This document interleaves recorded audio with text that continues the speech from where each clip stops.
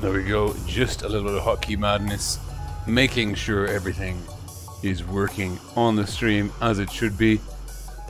Consider that a potential outtakes compilation. Stream will be going live soon. I am going to leave you with a replay from earlier today. This is probably one of the most fun games I've ever played. By my clock, it is 7:51 p.m. CEST. Room invites will be out in 4 minutes. This game will fill the gap.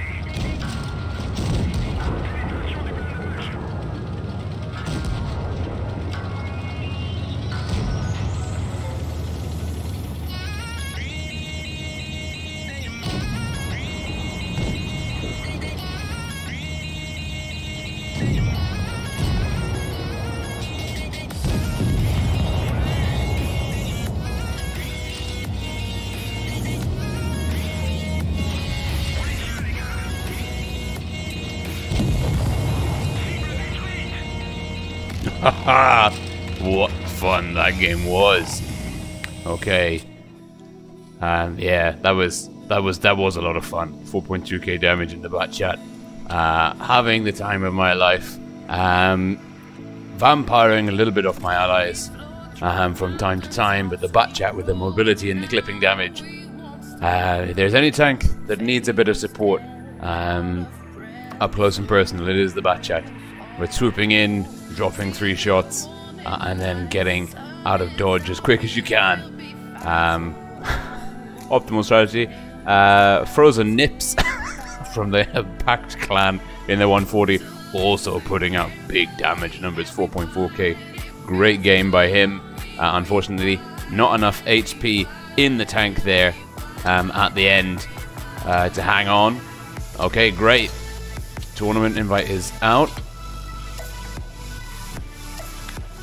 Let's just make sure we're ready. And great playlist is listening to here, but let's just get that nice stopped. Okay, so game 1 this evening is Legion, the team led by Thomas, who's not actually in the in the first match lineup. Let's see if I can't get my face on the stream there. Et voila. Okay, so good evening all. This is Rolling Swarm. It is day 7, the last day of round robins for the Blitz Twister Cup on the European server, at least. The teams, they've played 12 matches, and by the end of this evening they'll have played 14, and they'll have played each team in the top 8 on the European server twice. And current scoreboard leaders, Legion. Let me actually just double check the old spreadsheet that we put together. But I do believe Legion are currently tied or 1 point potentially behind R2K.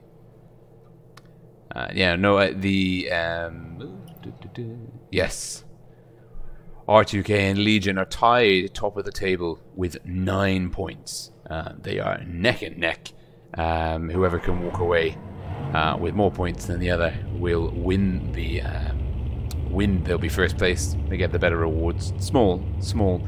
Still the top 4 best of 5, well, best of 7 double elimination series actually to play. Top 4 teams qualifying. Rez, bottom of the table team, they've only got 1 win in the bank, and that was back from day 2 versus Legion's big game team. So Rez here, one last valiant stand by them. The first map this evening is going to be Oasis Palms, a great old school desert map. Apologies, I still haven't managed to master the art. I haven't managed to master the art of getting the mouse cursor onto the image here, but I have shrunk the minimap down somewhat, so you can actually see what the teams are taking. So we've readied up Legion, and they'll be able to play fast and loose with this one. No pressure for either team here, really. Certainly Reds are not going to be able... They might be able to tie up with Loka if they win both of this evening's matches, but they are out of the Twister Cup, out of the runnings no longer. Well, certainly from potentially two round robin days ago, didn't have the option to make the top 4, even with a stellar 100% record moving forwards from that point. Although now we've got, looks like Rez thin on the ground, potentially after taking an absolute hammering from some of the other teams in the tournament, maybe suffering from some roster issues. But huge shout out to Belanger Infernal, Spitfires, Olive, Tiponet, and the Tritomicha for coming in here. Actually, you can see, oh, very interesting. Spitfires in the Rose Clan, Olive, Tiponet, Belanger Infernal, and the others have actually moved over. So they've moved to other clans. It looks like Rez has had a bit of an implosion, actually. Internally, it is 7 on 5. Won't be much to commentate on here.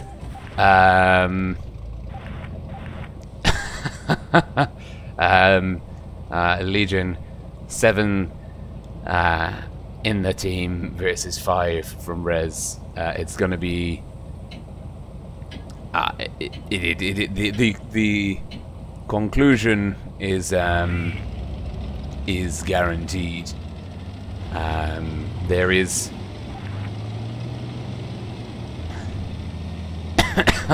there is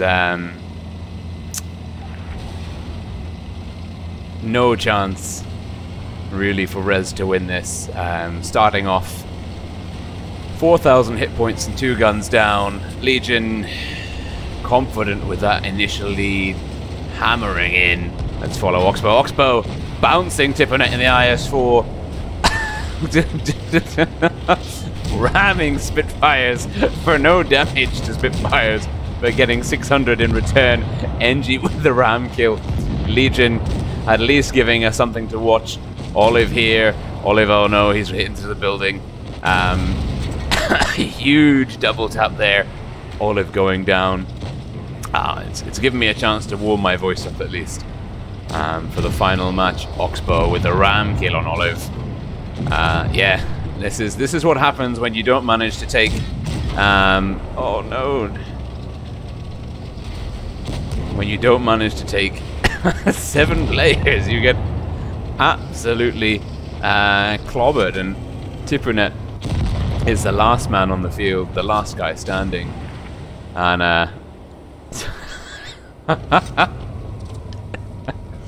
at least Rez, the players here, are in high spirits, having fun. They've shown up. They must know that they're not going to get 7, but these 5 guys showing up nonetheless, hopefully to dodge any forfeit wargaming might throw their way. But really great sportsmanship here by those guys.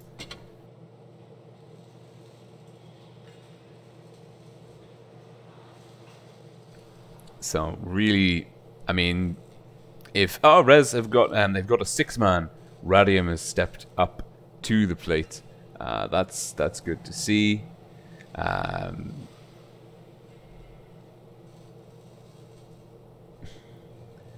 Let's see, we've got some people on stream. The stream health is good.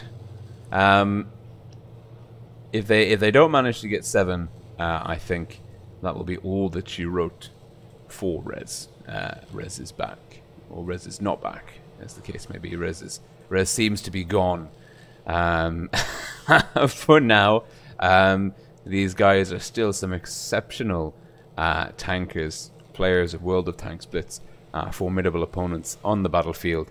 A shame that they're not able to get a full lineup of 7 for the last day here. It would have been a very tough matchup for them anyway, facing Legion. Facing Legion, let's see. Here. Okay, good.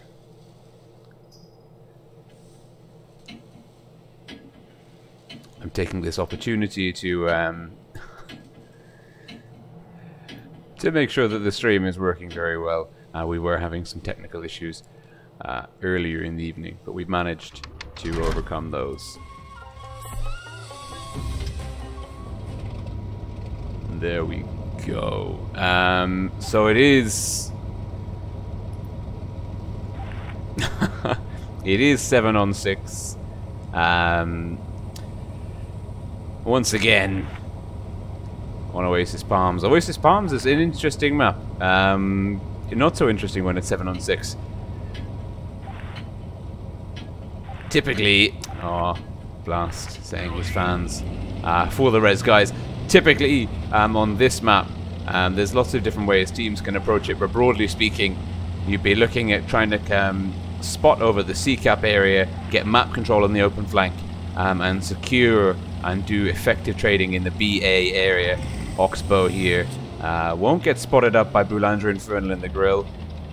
He's going to try and do some more spotting here, but it looks like the rest of the Legion team, where's Thomas charging forwards. So whilst Oxbow caps out C, Legion playing a little bit more sensibly now. 6 is certainly more than 5. Quick math for you there. Great shot by Thomas, beating the sand into the ground. Oxbow flanking. Thomas bouncing the front of Radium, taking 1 in return. But Radium, the call, down to 93 HP. Thomas with the kill, potentially. Thomas lining up his shot. There we go. Tiponet pushing onto Gandalf, sorry. And here we go. Tiponet though double taps. And now 2-gun advantage, double HP advantage. Spitfire's finishing off Oxbow though. And Tiponet potentially getting taken down by Gangdalf here. Although he's managing to bounce. No, he's not managing to bounce. He didn't bounce that one. Following NG, left nut, Thomas. The 113s and the IS-7 here flanking around Spitfires and the Mouse. Spitfires, glorious leader, I believe, or deputy leader at least, for Rez. A valiant effort, but swarmed by the Legion tanks. And that is 2-0 for Legion's top team. Yeah, pretty good effort. I mean, they weren't completely bowled over.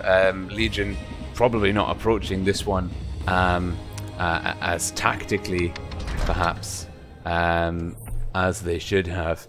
So there we go. We've got 7. Okay, that is nice. That is good to see. Rez, they've been growing in numbers game by game, and now for the 3rd game of the series, we have got 7 Rez players on the table. Moving now to Naval Frontier. Let's see if we can have a look at that minimap. Oh, good lord, what a horrible position. I do apologize. My OCD has been triggered. The minimap is all over the place. It's not even in the same place as Oasis Palms. Okay. That aside, Naval Frontier, as I've been saying throughout the series, still a relatively unfinished meta. Teams are still finding new tricks and new strategies that can be very, very effective. That can be very, very effective at countering different options put forwards by their opponent. Looking at Legion's lineup, Legion look like they're going to be having some fun. NG in the 183 going to be looking to put out some big hits on the players from Rez. We've got Oxbow forsaking the Batchat to get into the Mouse, ganged out T62A. Thomas in a Mark 6, a serious lineup by Legion. Rez and players in just about every clan imaginable, also taking a diverse and serious lineup. No tank repetition by either team, actually, which is a pleasure to see. So let's get stuck into the action. And here we go. Potentially the last game in the series. Legion just needing one more victory to seal the deal.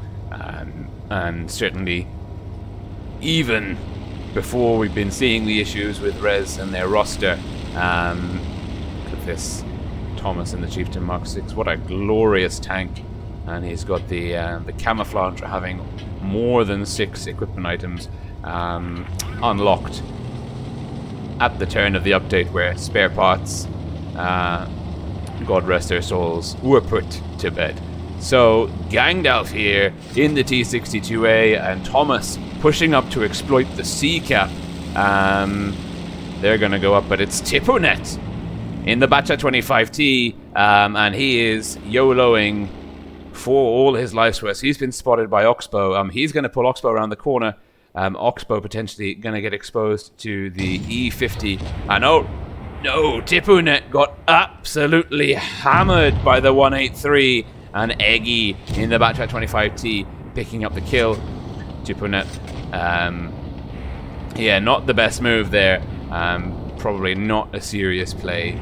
But here we've got 2 sort of fights evolving here. It's Olive and Tritamushia E50M WZ121 versus Thomas and Gangdalf. Tritamushia a bit out of position here. He's not really managing to get hull down and baguetted in the grill. Absolutely ruined there. All of his hit points disappearing. And it is a push coming from Eggy and Oxbow here, trying to get behind their opponents, and it is Gangdalf and Thomas pushing into Olive. Olive flexing away, Tritamushia getting taken down by Thomas. Olive getting one into the back of Oxbow, and it is going to be Thomas Legion and Gangdalf. Thomas Legion with the kill. Good night, Olive. And Oxbow going toe-to-toe, face-hugging Boulanger Infernal. Boulanger might be able to finish him off. It's only 3 guns left for Rez. And Boulanger Infernal not going for Spitfires in the in the mouse. Sorry, the other mouse. Gangdalf finishing off Boulanger's Infernal. And it is Eggy. Where's Eggy? Left Nut and Eggy on Spitfires. Radium in the IS-7 battle hardened. In relative isolation for the time being. Spitfire surrounded. The devastating armor profile. Ooh, Radium finishing off Engie. The devastating armor profile of the mouse. And oh dear. Well, Radium, he's finished off the 183, but no, this is not good. If you wanted to be someone, you would not want to be Radium right now. This is Legion are being very mean. Legion are playing with their food, and I can't say I blame them. They've had a cracking series, and it's Gangdalf in the 62 with the kill. Great play there. Well, not really. I mean, you know, it was there were some games. We managed to get to 7 tanks at the end, but certainly we weren't seeing their clan wars. So that is the end of match 1 for this evening. Not the most exciting esports action that we would want to see, but huge thank you to Rez nonetheless for showing up, even if it was to pick up a bit of a beating at the hands of Legion. Their 5 tanks in the first game, 6 tanks in the second game, full roster in the 7th game. But Tipponet in the back chat not taking it seriously, and that might be the difference between the teams. Legion do take this very, very seriously indeed. Well, it's 8:15. The bad news is we have half an hour now before the next matches start. Fortunately, I've prepared a whole plethora of replays for you. I actually had a bunch of tanks on their birthday, the tank birthday, the anniversary, and I played through those. And what I'm going to do actually is I'll bring those through and get stuck in. The first one is a Yag Tiger. I played a Yag Tiger. Okay, let's get stuck in.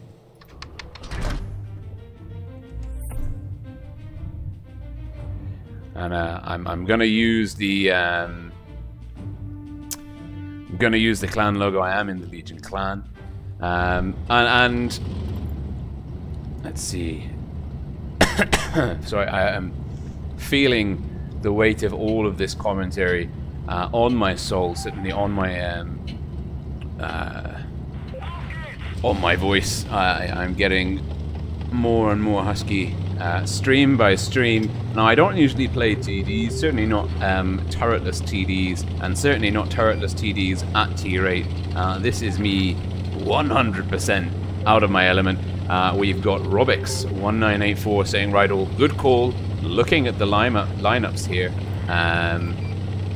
yeah, we've definitely got a sort of a good lineup. Not wanting to face the ISU and the J Panther 2 head-to-head on the heavy flank. I am running the tier 9 gun on this tank. I believe it's got slightly better, higher shot effectiveness, better penetration numbers. Look at me, I am just not the best player in a turretless TD. But here I am, I've pushed up with the meds, I've got support, I know that the teammates are going to finish him off. There we go. Ions 10, Destroyer in the T-54 Mod 1, destroyed. We've got the cap lead, we've got the gun lead. Our VK-45A alone, very surrounded, soon to be very, very dead. I should have used HE here, but I didn't. I am playing on touch actually in this replay. It is worth noting. And so, yeah, there we go. Our VK is down. That J Panther is in the lane behind the building. We've got 3 bases. We've tied for guns. I'm quite happy the T-54 mod 1's gone down early. Oh, we track him as well and get a good damage roll. We're spotted, but we've got the bounce there, the front chassis of this tank. And look, I'm using the berm in front of me as cover. Now, I spotted him on the minimap, this J Panther 2. I might be able to get one into him here. Now, I know the enemies to my right are busy with my team engaging them, so I feel confident to push out. Zatoichi 111, finished off by Zuzu Adrian in the IS-5. Good support there by my heavy teammate. And it was a question of do or die. The J Panther 2's got really good DPM. Gonna get another one here into the T-29, up to over 2k damage. Pushing in here, and the middle of this map is not somewhere you want to be. But looking, we know we've got the map control. I do feel safe here, pushing across. And here we go. Moving in. Do we get the... Yeah, we get the kill. Forgot about that.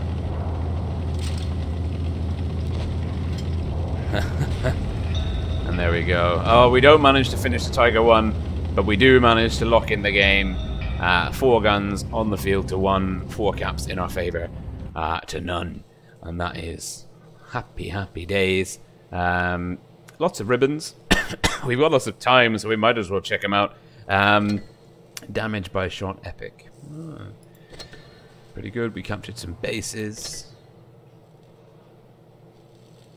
Oh, we captured and we recaptured. So we got 2 bases. That's kind. Knockdown, destruction assistance, damage blocked, enemy destroyed, damage repaired. I feel like some of these are rewarding you for like this damage repaired one, and the one where you get rewarded, like you get a banner telling you that you got shot a lot, or you shot the enemy but didn't do any damage a lot, like hit with no module damage and the like. So having a look at the damage spread, not top. Our WZ-121 FX shooter putting out one hit point more damage. Good work. But I got more XP, so I was probably more of a team player than him. Really good. So it's 17 minutes past 8 now, which means realistically that we're still going to have more time before we can check the scoreboard and see who's going through. So we'll load up another replay. I'm going to go and get some cough medicine before my throat implodes, and I will leave you with what I consider to be a fantastic replay. Not so much for me. It's also more about the tank rather than my playing in the tank. And for those of you who know and love this tank, I'm sure you will appreciate this being replayed for your enjoyment. It's the TOG. It's the TOG 2. What a strong tank.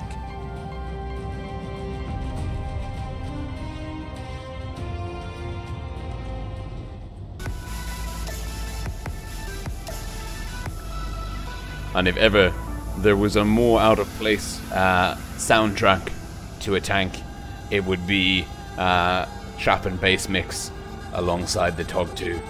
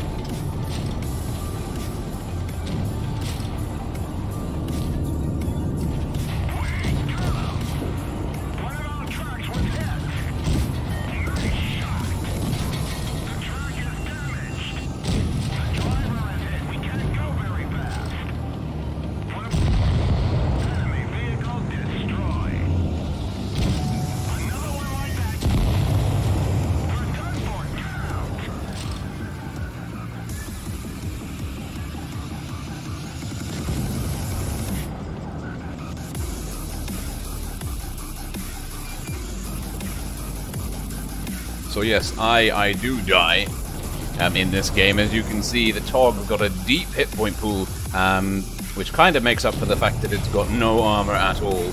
And the gun handling in DPM isn't so bad. I actually managed to get stuck into some very aggressive enemy tanks there. Now I think, let's see, I can't actually. In the game, I was following the other tanks. I don't know if that's actually. No. You can't actually see that here. You can't see. At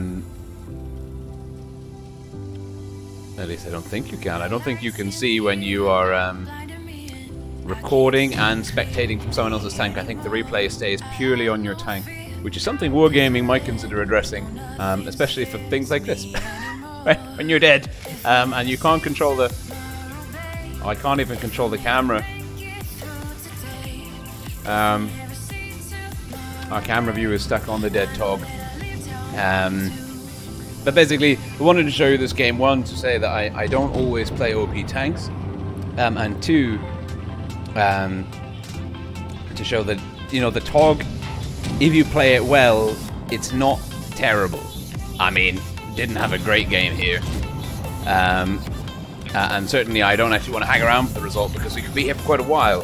But basically, our guy, Charlie Brown, N4N clan in the T62A, or the T62, Type 62, the Chinese premium medium, has a cracking game here. Carries the team, stays alive, and he's getting pushed up on by the opponent now.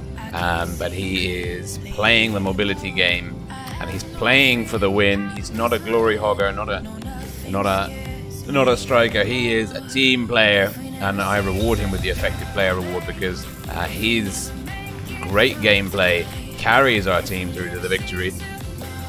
And you see here the Tog, you know, 10 shots for 1300 damage. It took 11 shots to bring it down. If you can get more support and get some of the other teammates sharing the damage out among them, you can actually do quite a lot. Distance travel 0.4 kilometers. Oh, just drove forward, got shot, and died. But we were able to put out damage, and we were targeting the up-tiered tanks, and then, well, the Jagdpanzer 4 high DPM numbers. Check out that tank on Tank Compare. But a really solid game by Charlie Brown. We came second on the team, even though we died in the first, I don't know, however much that was. And their Chiri, their Churchill 7, and their AMX M445, all three of them putting out some good numbers. Alright, let's check the scoreboards now. Let's bring this delicious music down just a touch and see what's happening in the tournaments. Just to, also to say, in terms of watching this and earning Twister coins, please do make sure that you go in through the website. I think I've been mistakenly putting people on to watching through the game client. Don't do that. You've got to go through the website portal to log in with the Wargaming ID. So if you have been shortchanged for coins because of that, I do apologize. That would be my mistake, and I hold my hands up to that one. Yeah, if you follow the link in the description below the video, you will be able to see, you'll be able to go through, log in with the Wargaming ID, and through that portal you can get the coins, not through the stream links in game, which is, well, I believe anyway. I think that could be slightly misleading. So let's have a look at the chart. And First Alliance beating Loka 3-0. This is quite interesting, because First Alliance actually were quite close.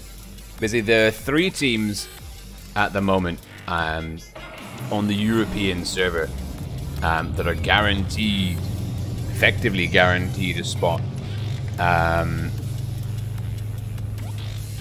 in the top 4.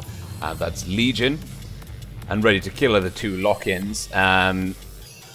Big Game actually potentially could get tied up if they don't pick up any victories this evening. Big Game will tie up with First Alliance if First Alliance are able to beat their next opponent.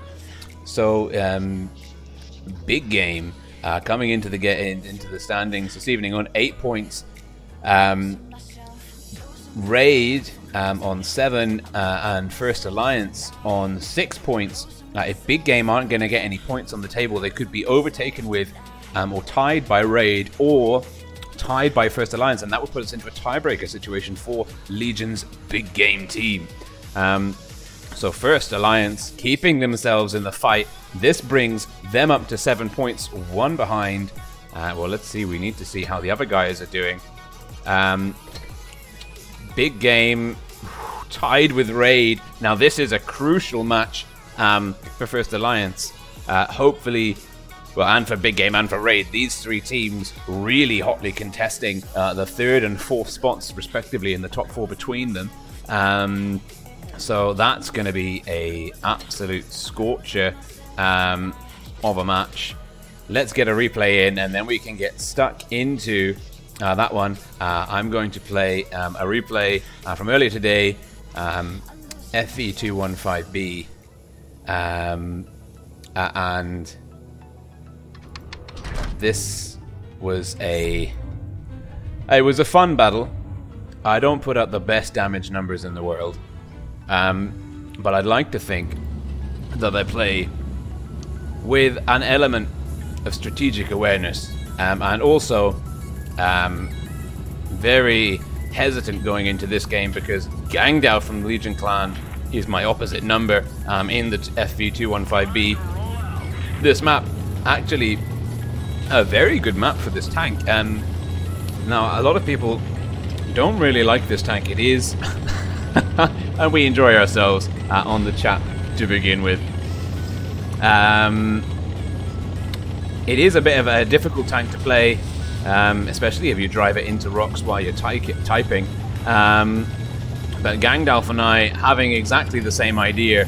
If you can get this tank hull down fighting uphill, it can do great things. And I fluffed the shot on the E50M M-key gyra there, but I'm side scraping, using that rear turret to good effect, and not giving them any shots, bouncing off the very strong front angled chassis.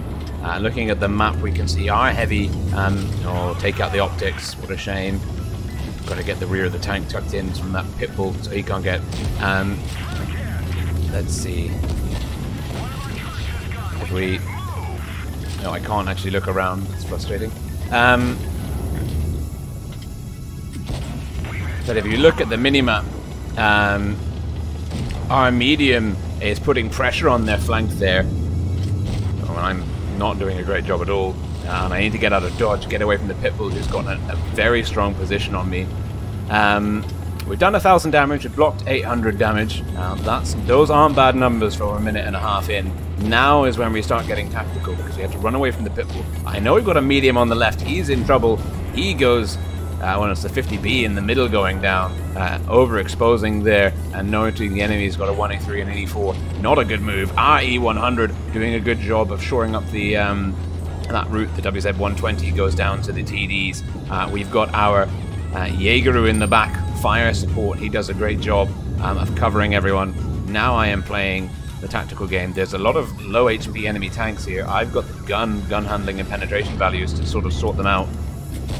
In through the drive wheel, tracking him, but our teammate's not able to capitalize on that. Let's see, does the pitbull peak? He does. What a mistake he makes. And we take him down. And so Gangdalf 289, Magyra, the E50M, a one-shot, 78. Very low hit point tanks here. And pushing up again, I'm going to use this ridge line, try and fight hull down. Completely fluff the shot. He's moving, he's moving. Is he going to give me... No. I lose the angle of fire there. Not in on the reload.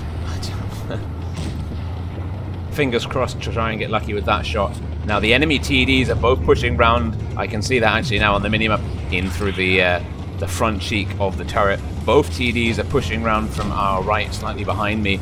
That means I know that we can afford to push up into Gangdalf.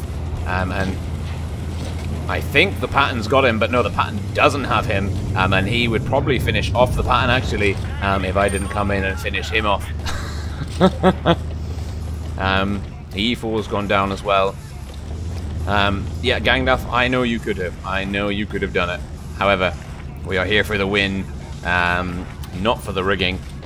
Let's see. And now, with Gangdalf out of the way, and 4 guns onto 2, I get a bit cocky. And I don't recommend anyone play, like, from this point of the game onwards, I would say don't play like this. Because this is mainly kind of typing to Gangdalf rather than playing, which isn't optimal. And I fluff the shot. I don't manage to get round, and the 183 deletes me. The Leopard's going to put one here into the 183, and sometimes you need to YOLO. And it's going to be the M48 Pattern with the kill potentially here. Yes, no soup for you. Good name. And the Leopard's baiting the 183, and no soup for you with the final kill. Good game, Gangdalf. Good game, Reds. But at the end of the day, our team, strategic patience, as always, the way to go on this map. And now let's have a look at the scores. Gangdalf carrying his deadweight team, apart from the IS-7, who also, and the Pitbull to be fair, but the rest of the team, the TD platoon, E50M, the VK, not being terribly effective. My team actually all had quite good games, and the WZ did great work out on the flank there to carry us through. But enough of my middling replays. We are here. Missions. Okay, very good. We are here to see the scores and potentially do a bit of shopping. I don't know how I feel. No. 284 days of premium. I don't need to buy anything for a while. I've got to keep reminding myself that I have more tanks than I can actually drive anyway. So if I buy a new tank, it's just going to sit in the garage and collect dust, really. I spend most of my time playing the tier 10 tanks. Anyhow, so another premium in the garage would just be another one for the collection. But this is going to be so important. I'm going to get my face on the screen. This is, in terms of the pressure being on, you had better believe the pressure is now on. Legion and Ready to Kill definitely through, but the lay of the land for the 3 teams duking it out for the 3rd and 4th spots, as of yet, pretty closely contested. First Alliance tied with Raid in at 7 points. Big game, 1 point ahead for the time being. Now, we need to see who won out of Raid and Big Game, because that will either mean that Raid is neck and neck with Big Game, or Big Game is ahead of Raid and First Alliance, and that would mean that Big Game are through, or Raid are through, actually, I think, at this point. Oh no, it would mean that if Big Game have won, did Big Game win? Big Game won! Yes, I have the fan banner. That is my team that I train and play with. And Big Game, Raid, I think Raid beat them last time, if I'm not mistaken. No, they beat Raid last time. But Raid, a real thorn in the side of Legion's main team, led by Thomas. And you can actually catch that game on Ribs R1B's channel. He is streaming all of Raid's games. It's in German, but the energy and the stream quality and the action is fantastic. It's well worth a watch, and I bet that will be a nail-biting series of games. It has gone down to the tiebreaker on Winter Malinovka and Big Game. So now Big Game seizing victory there. Big Game 100% through to the top 4 with 9 points in the bank. Raid and First Alliance tied on 7 points apiece. First Alliance doing an amazing comeback. If you actually have a look at the stages here, First Alliance having a fantastic round 2. They actually only lost so far on round 2 to Easy. Easy out of the running, so now at this point, unfortunately. But their next game is Ready to Kill. That's a tough one. If we're being honest, that's tough.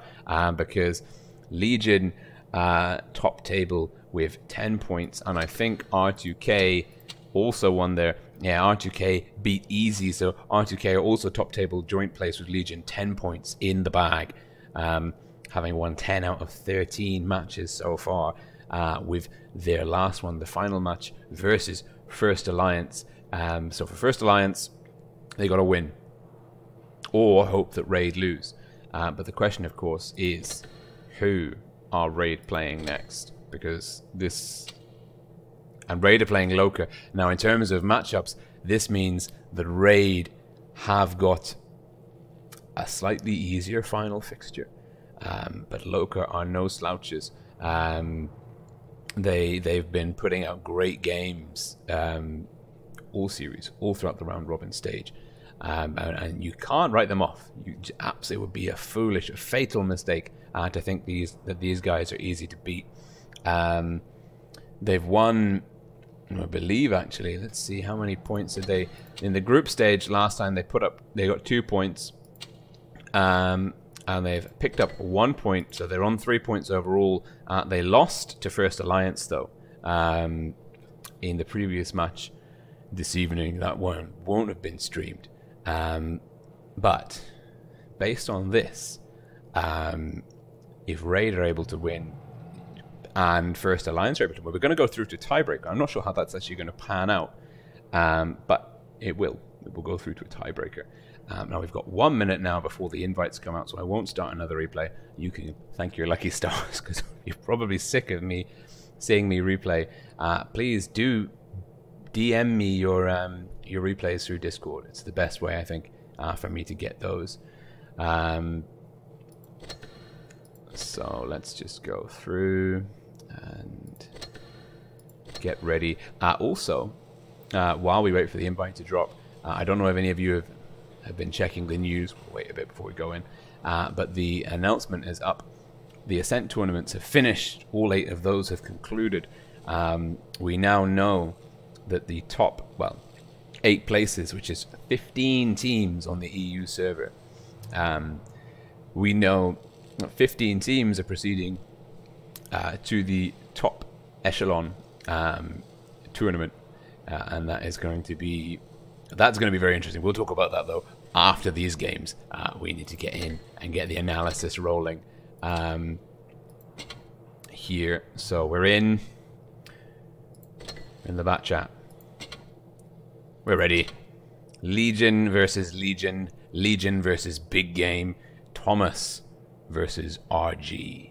RG being the spiritual leader of Big Game. Thomas being the leader in every sense of the word of Legion. And I don't know if you can see. I might have to move the camera. We're joined this evening by one of my cats and my dog. The dog is that one, and the cat is that one. So if you've ever wondered before what is behind the chair, it's a small army of animals, very small, army of 2. So it's 3 minutes to go before we get stuck into the action. Both of these teams are through to the top 4. No pressure now. Certainly, if Big Game had lost to Raid, they would have been 100% needing this victory. But as it stands, both of these teams are safe. The question is, are we going to see their primary strats, or are we going to see a bit of exploration? It's going to be serious clan wars. Certainly, if you're on the Discord of Legion, you know that whoever wins this will be lording it over their opponents for at least the next 2 to 3 days. So, let's see. We're ready to go. This map, Port Bay. And again, my oh no, that's not too bad. I mean, I wish the map was smaller so we could see the full player names, but you know, you live and learn. Legion, double leopards again. Yes, thank you. They've been running the double leopards. They run it twice so far on Canyon, and we've seen that been used to brutal effect. I'm not sure how they'll play out. Port Bay. Is this Port Bay? Yeah, this is Port Bay. This is Port Bay. The mini-map, that is. Port Bay, I'm not sure how they're going to play those tanks. Certainly, they'll struggle in the sea area. If you look at the mini-map here, A and B in the city, sort of downhill, C out to the top right-hand corner, the river behind it, the kind of elevated hill area that mediums can exploit in the very, very top right-hand corner. I don't know if the leopards can play there safely. Potentially, Thomas and the chieftain could be going up behind C if they are going for a C strat, and the leopards could be sniping from the back. The IS-4, IS-7, 113 is hammering down the middle if they're going for C. Clan, this map, I would say that the play between Clan Wars and randoms is very different. In randoms, your best bet 99% of the time is to go to C. Doesn't matter what your tank composition is, you should be going to C. For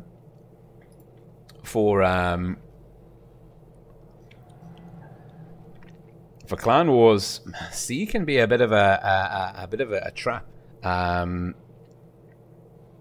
Let's see. Yeah, C can be a bit of a trap. I'm just reading some of the comments that are coming through.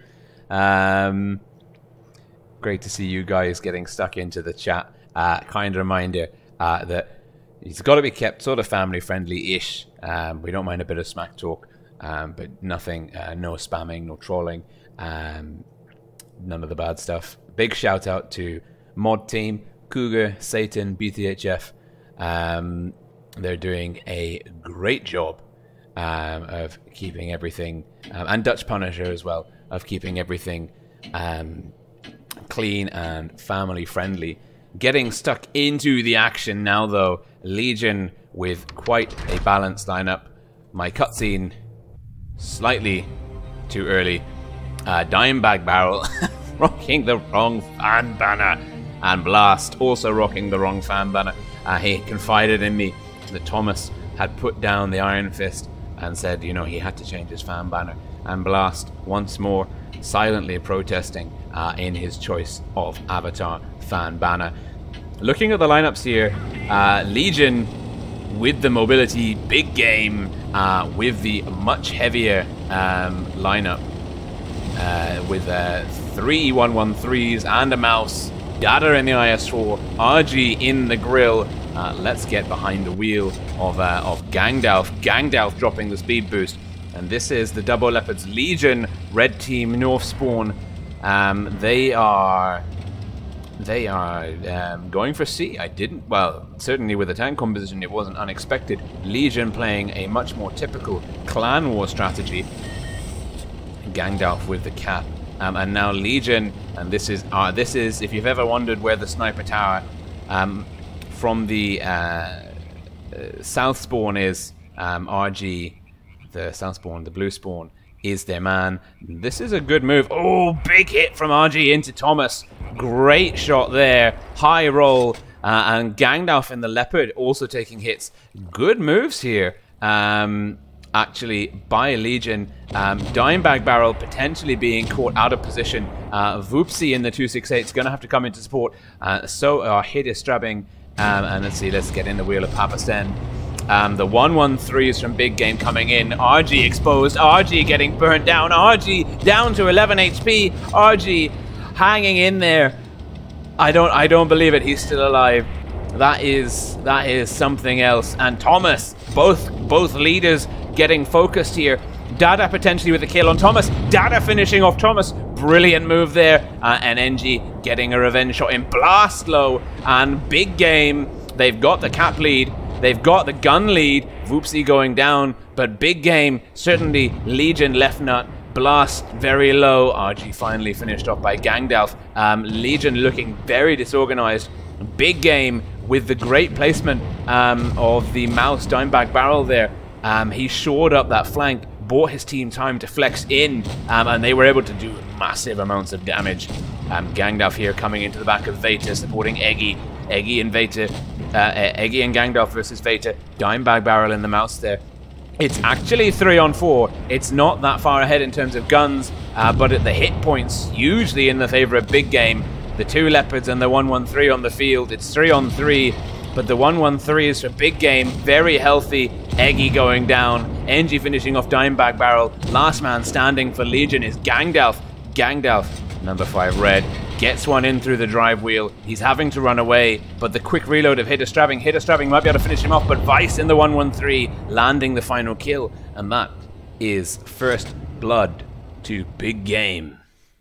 And we're back. And oh no, you see, I wish they would notify me about that. Sometimes I feel bad. I was like, which person was it that I was reporting?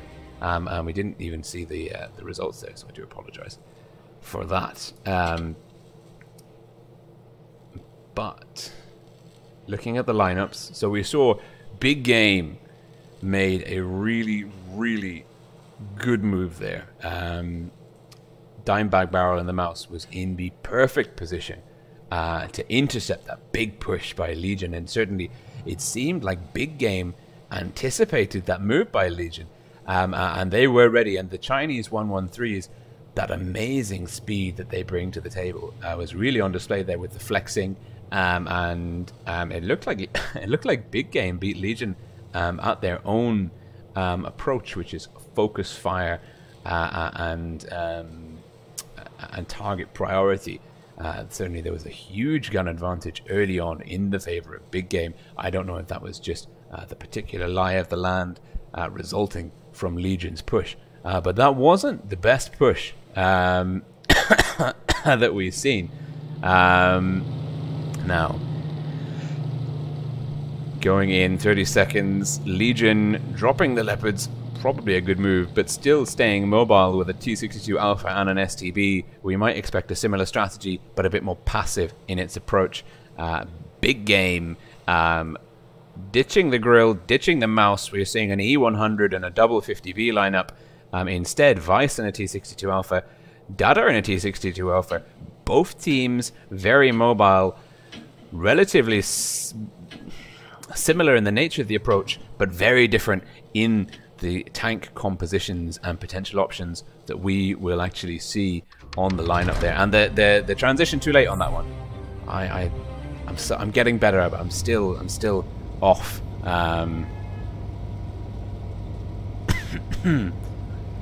So let's see. Once again, on Thomas, red number 1 in the Chieftain Mark 6. Let's go up into free cam. It's like flying a drone, I think. That's what I would liken it to. It kind of feels like the world's most responsive drone. Legion, we're seeing a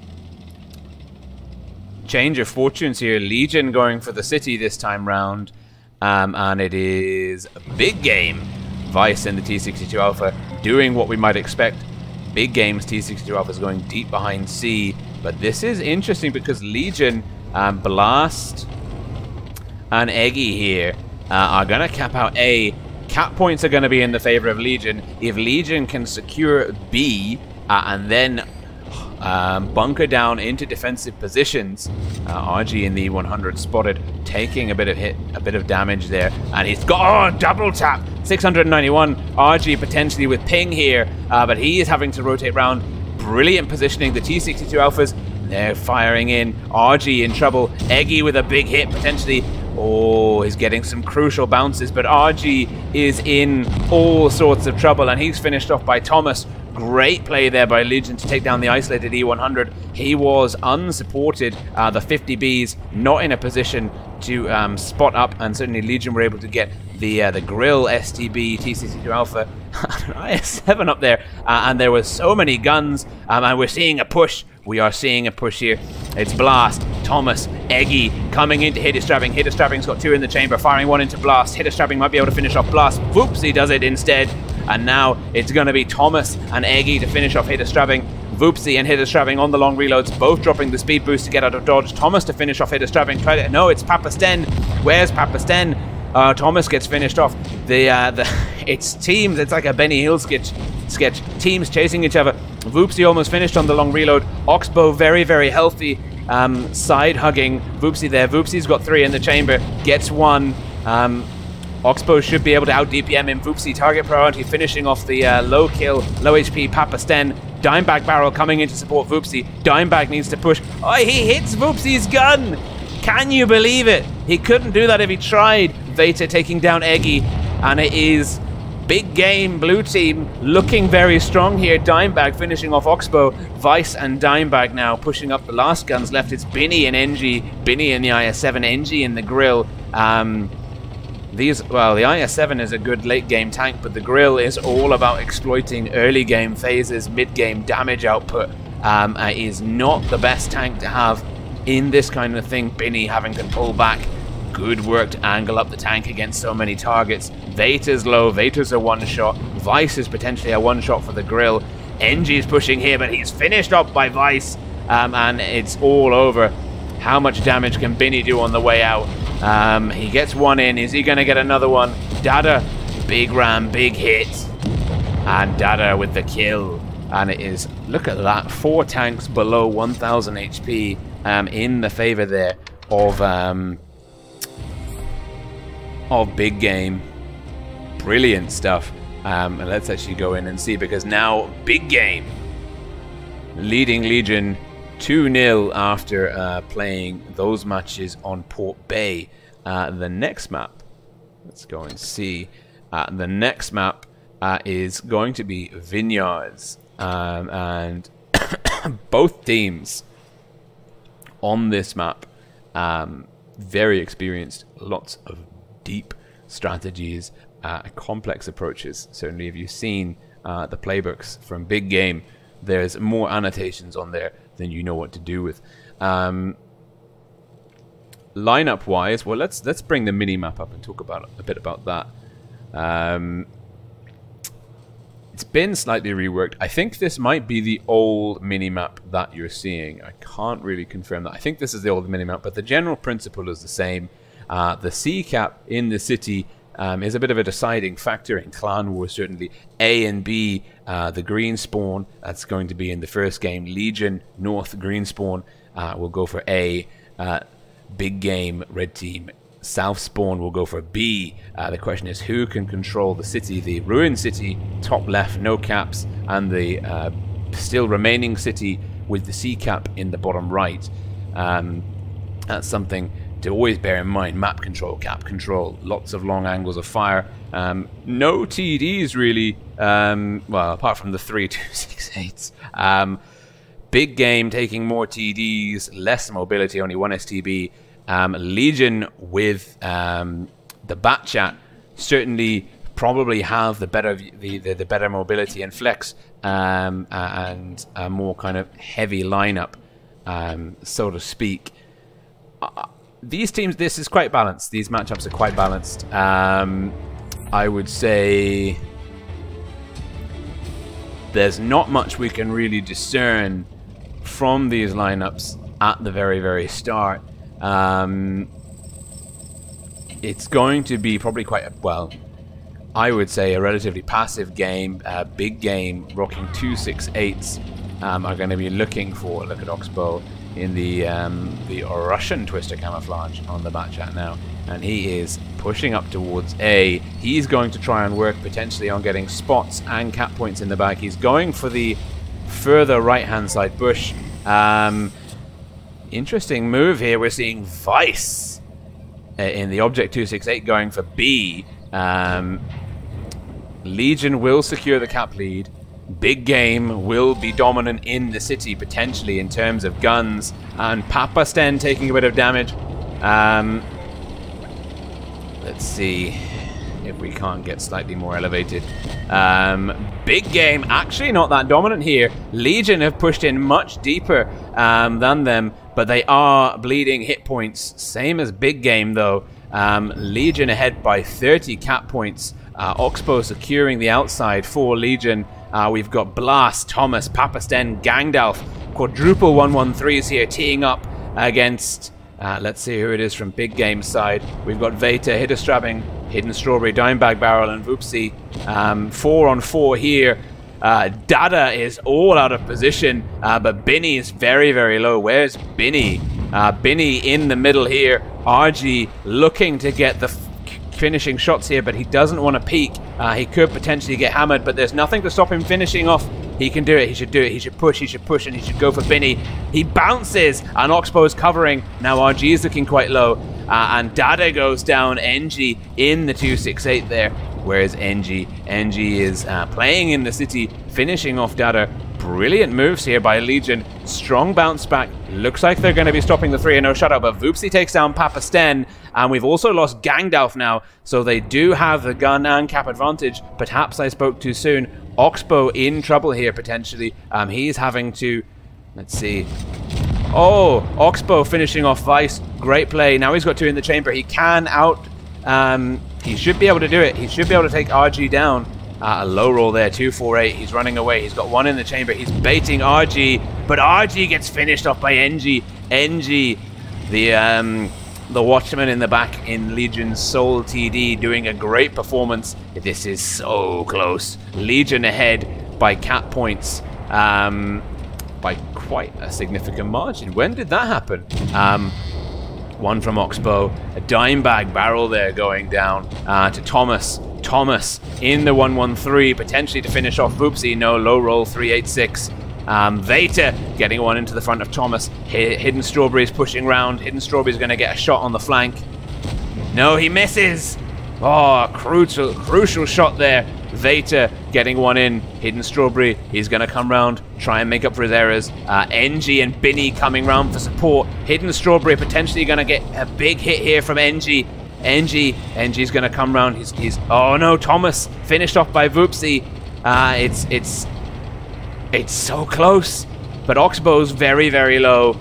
NG's getting pushed on by Hidden Strawberry. Hidden Strawberry gets 1 in.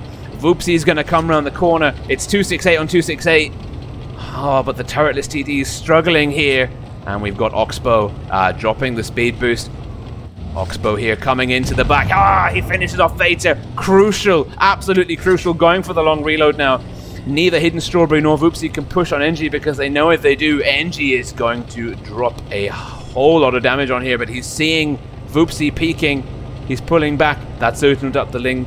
And oh, good move by Oxbow. Low HP Oxbow here, shutting down the B cap. The cap's in the favor of Legion. Legion don't need to be involved in the firefight. NG knows that. Oxbow knows that. Oxbow is saying to NG, get back into spawn, get back into red 1. Hidden Strawberry looking here for the kill.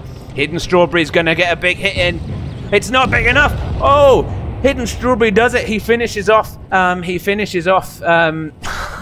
NG.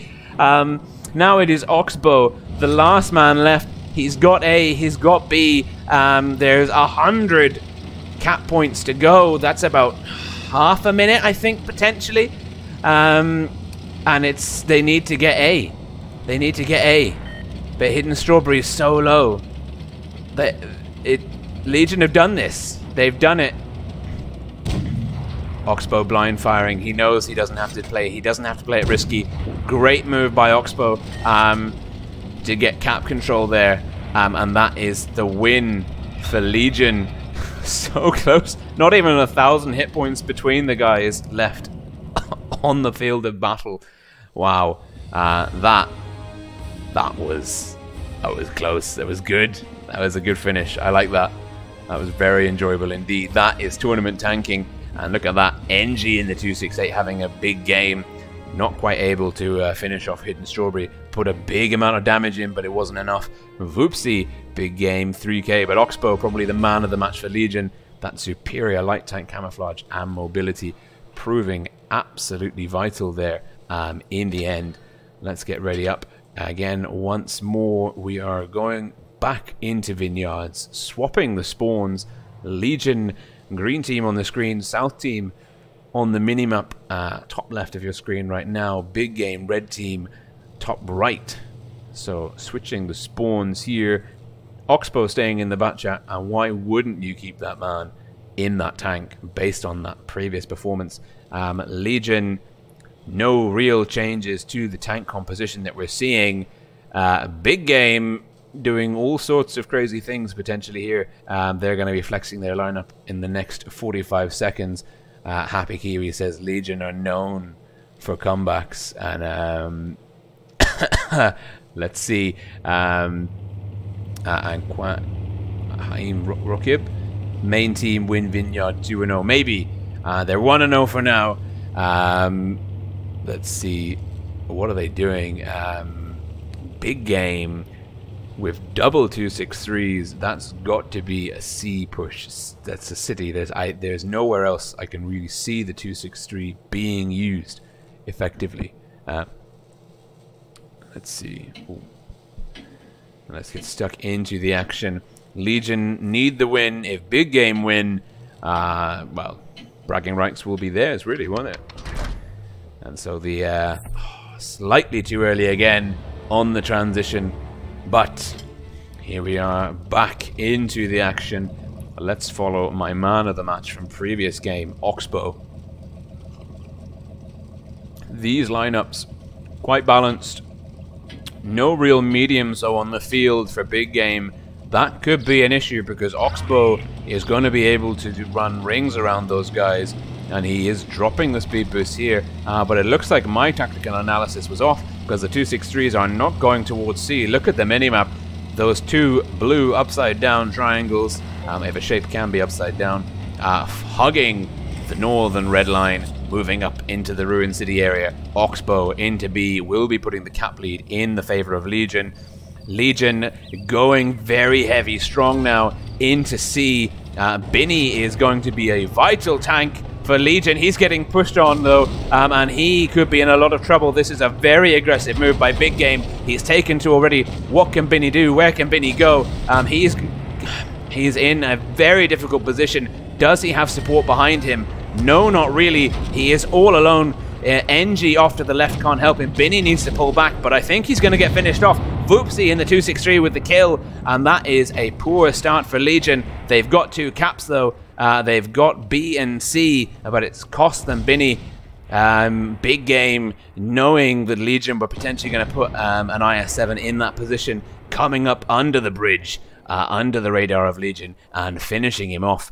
Where is Oxbow going now? Oxbow is dropping the hammer, flanking round, using that mobility. He's going to be playing for spots, and he spotted up Dada, and oh dear, Oxbow Oxbow deciding that he doesn't want to be there anymore, but he's in trouble. Oxbow is in a lot of trouble. RG, Hidden Strawberry, Dada pushing up now, and Oxbow spotted, but now he's spotted up RG, he spotted up Hidden Strawberry, left nut in the IS-4, blast in the 113. They need to come in, but the Batcha, he's in a corner, he's in a pocket, and he's going down. This is bad news indeed for Legion. 2 guns down. Dada pinning and finishing off Oxbow. Oxbow really caught out of position. Big Game doing devastating dark art magic things with their heavy tanks on this map. I am impressed. The routes that they're taking, the positions that they're getting, and the damage they're doing on the way there. They're 3k hit points ahead at the moment. RG getting one from left nut. Left nut not giving him anything back. Hidden Strawberry here pushing up. Getting one into blast. Bouncing off the front chassis. This is tense. Legion on the ropes here. And Thomas in the backfield. Potentially going to get double teamed by Voopsy and Vice. NG left nut covering him, but also having to look after Blast. Blast is very low, 88 HP. It's a low roll from a high explosive round, but it's enough, and there's a kill there by Veta into Blast. 3-gun advantage to Big Game. This is going in the favor of Big Game unless Legion can work some comeback magic. And it's RG Hidden Strawberry pushing in on Gangdelf. Gangdelf having now to work very, very hard. Hidden Strawberry's going to get one in. Yes, he does. RG with the kill. Or Dada. Dada bounces aside. RG to finish him off. And now we've got Left Nut in the 268. But Thomas... Where's Thomas? Thomas surrounded. Finished by Vice. And now NG in the 268 pushing up. He wants to finish off Boopsy. Big Game. All 3 cap points. 20 caps points left on the board. And they seal the deal. And NG, last man standing, not able to do anything to stop the final outcome. And that right there, brilliant performance by Big Game. I was blown away by the paths taken by the heavy tanks. Never seen such an aggressive and such a successful push on that map. And the let me see, wrong screen. Yeah, look at that. Vice 3.5k, Dimebag Barrel 2.5k. Look at that brilliant damage spread. Big Game having a big game, and that seals the deal for them versus Legion top team.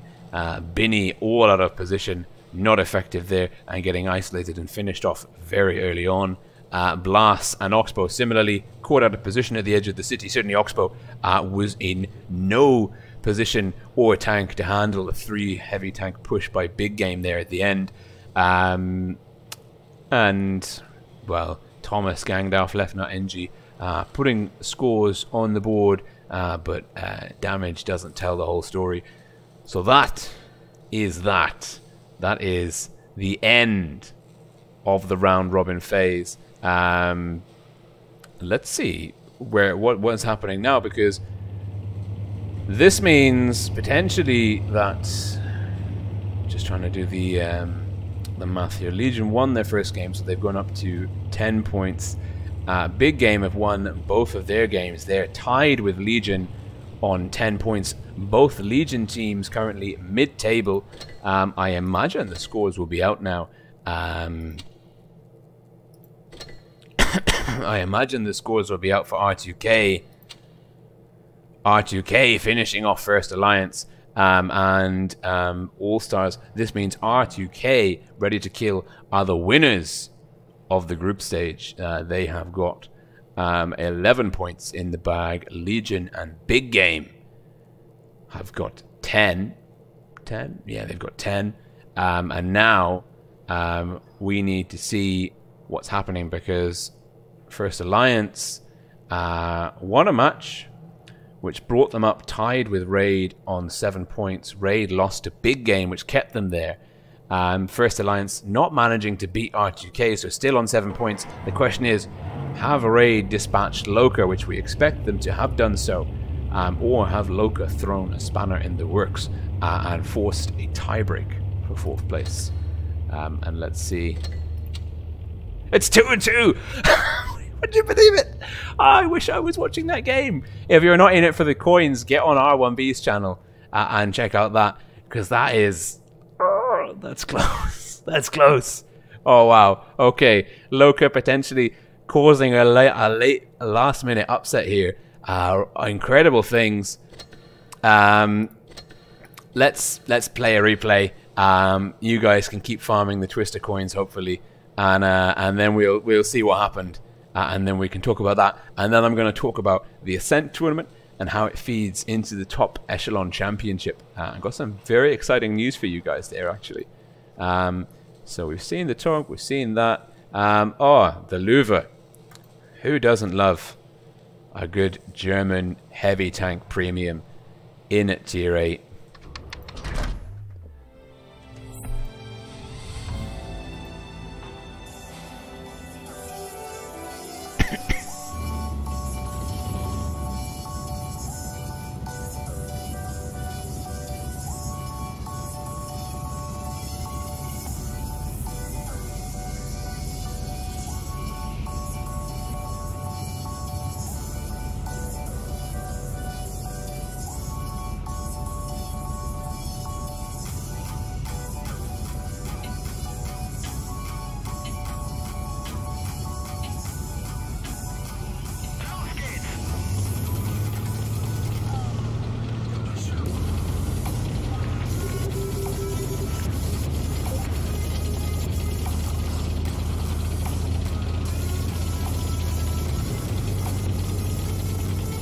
Now, watching this replay, I've just remembered what happens here. For me, it's not pretty. I won't give away too much, but basically, this is a good example about why you should always keep your front angled to the enemy, hold your ground, and go down swinging. Because you can swing the advantage in your team's favor if you try hard enough.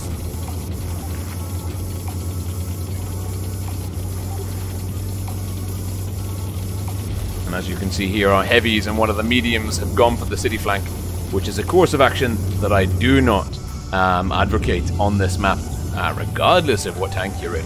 But to each their own, and also our highly mobile tanks have left me to the wolves, and I am about to be very outnumbered, very outgunned, but not necessarily outplayed.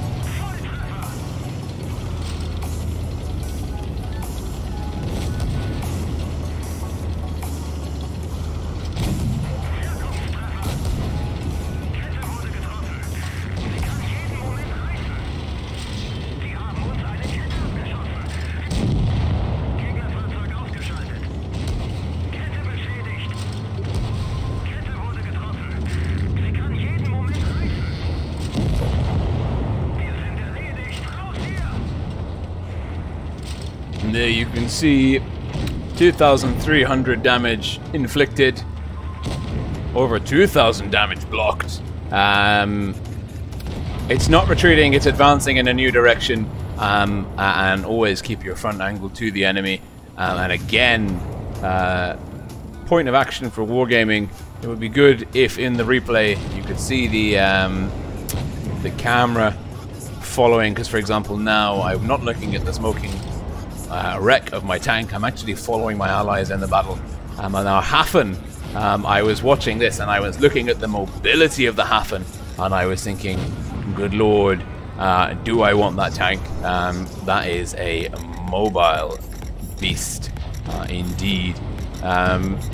So we're just watching the replay. We need the result between Raid and Loka because that is what we're here for. That is the interesting thing. That is what we are interested in. And look at that. Died early, did the most damage. And our platoon there, the Notorious 96, and Black Phoenix, the S4B10 and S4B20 clans. Strong performance there from the Tier 7 premiums.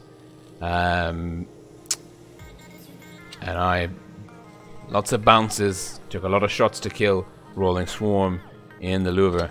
But where are we now? News, notifications. What notification? I don't know. Okay, that was confusing. Enough blabbing. Results, they're in.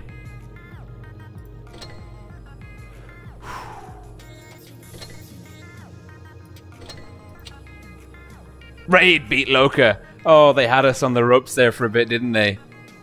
They really did. Oh, wow. Okay, this means that Raid are the 4th place in the group stage. Loka almost causing a huge upset there.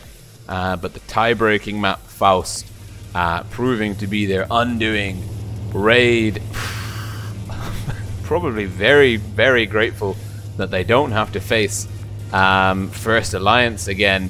Noting that First Alliance beat them 3-0 in the first round of the second tour, the first match of the second tour. Although Raid beat them in the first match of the first tour. So, you know, one apiece. But that would have been probably more games than they would have wanted to play. A tiebreaker to make the top 4 would have been very tough. So, scores on the doors. A tiebreaker not on. Tournament chart not drawn up just yet, but we know, we have the numbers, we know. Ready to kill, 6 points in round 2. 5 points in round 1, 11 points total. Top of the table. Legion 5, big game 6 in round 1, and then Legion 4, Legion 5, big game 4, ties them up 10 points each. Joint second/third place for the top 4. Raid 5 points in round 1 and 2 points. It will be when that gets updated, it will be 3 points in round 2 because they beat Loka, and this means that they will be on 8 points, which will put them ahead of First Alliance and Easy, and they will be the 4th place. So Raid, Legion, big game, ready to kill. Those are your top 4. Those are the victors from the group stage going through into the final stage. That is a best of 7 double elimination series that starts Thursday this week, same time, 8 p.m. CEST, but double eliminations against the best of the best. So that is going to be a brutal contest. It's the first half on Thursday. The final games will be played on October the 13th, and that is when we will know who the European servers champion is, the representative at the offline finals in Minsk. Prize pool, $100,000 confirmed. How cool is that? Seriously cool. $100,000. I believe it's $50,000 for the winning team. The other $50,000 split between the other 5 teams. Reminder, it's going to be China, Asia, Russia, and North America. And the 5th slot, the wild card. And the wild card, now this leads me in, actually, let's go to the garage. This leads me in, actually, to talk about the Ascent tournament. So the Ascent tournaments have been concluded. You can check out the teams that have gone through if you go to Wargaming's website and look at the clan leaderboards. The top 8 places, which is 15 teams, actually all tied up for those top 8 places, are going through to the top echelon championship. That is going to be played out 5th, 6th, and 7th of October. The streamers from the Twister Online finals are going to be covering those matches. Big shout out, I am going to be following one of my favorite EU esports teams, the Finnish clan, Win, who is next. They are going to be looking, they are serious contenders as well, but they are going to be looking to take that wildcard slot at the offline finals. But it's a long journey. Do check out the tournament description. I believe, I don't know how to pronounce this right, but Malinovka has posted up a description on the European portal, the forum, and I might post the link to that in a comment below of this video. Basically, those 15 teams in the top echelon championship are going to get divided up into 2 groups, a group of 7 and a group of 8. They're going to play a round-robin format. It's going to be a 1 round-robin. It won't be the teams playing each other twice like in the Twister Onlines. They're just going to play each other once, and it's going to be a best of 3 rather than a best of 5. The top 2 teams from each of those groups will go through to the final stage, and that is going to be a double eliminations best of 3. So top 4 from those 2 groups, the top 2 from each group going through to a group of 4 double elimination best of 3. The winner of that will play the winner of the equivalent tournament from the Russian server region. That's going to be very interesting. And the winner of that match will play one of the 2nd place Twister teams, depending on who wins between Europe and Russia from the 2nd place Twister Online finalists. And the overall winner between those 2 matches is going to be taking the wildcard slot. So it's exciting. It's good. You know, and there's a lot of action. There's going to be a lot of streams for you guys to follow. We believe, and we've spoken to Wargaming, but I should be able to confirm that you will be able to get Twister coins for watching the top echelon championship as well. that's super cool. So more coins for you, more crates, more good stuff. I know the drop rates aren't massively high, hey, but free stuff is better than no stuff. So massive thank you to you all for tuning in. I am going to be live again this evening, tomorrow morning, streaming the North America server region, their final day of Twister action. It's very close run over there at the moment, so do check out some of the previous videos and get a bit of a backstory for the eventual offline competitors potentially in Minsk for the big money, the big prize. So that's all from me for now. Huge thank you for tuning in. As always, you are my heroes. Bye for now.